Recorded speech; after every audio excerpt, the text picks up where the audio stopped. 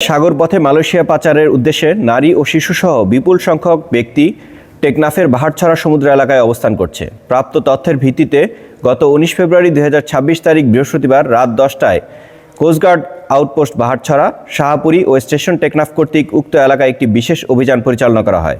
অভিযান চলাকালীন আভিযানিক দল একটি সন্দেহজনক বোটকে থামার সংকেত প্রদান করলে বোটটি পালিয়ে যাওয়ার চেষ্টা করে। অতঃপর আভিযানিক দল বোটটি ধাওয়া করে টেকনাফের বাহারছড়া কচ্ছপিয়া সংলগ্ন সমুদ্র এলাকায় আটক করতে সক্ষম হয়।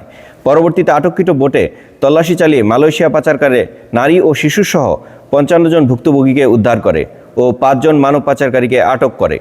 উদ্ধারকারীদের জিজ্ঞাসাবাদে জানা যায়, কয়েকটি সংঘবদ্ধ পাচারকারী চক্র বিদেশে উন্নত জীবনযাপনের স্বপ্ন, উচ্চ বেতনের চাকরি, অল্প খরচে বিদেশে যাত্রার প্রলোভন দেখিয়ে টেকনাফ সহ দেশের বিভিন্ন এলাকা থেকে বাংলাদেশি ও রোহিঙ্গাদের মালয়েশিয়া গমনে উদ্বুদ্ধ করে সাগর পথে পাচারের পরিকল্পনা করেছিল। উদ্ধারকৃত ব্যক্তি ও আটককৃত মানব পাচারকারীদের পরবর্তী আইনানুগ কার্যক্রম প্রক্রিয়াধীন রয়েছে। মানব পাচার প্রতিরোধে বাংলাদেশ কোস্টগার্ড ভবিষ্যতেও এ ধরনের অভিযান অব্যাহত রাখবে।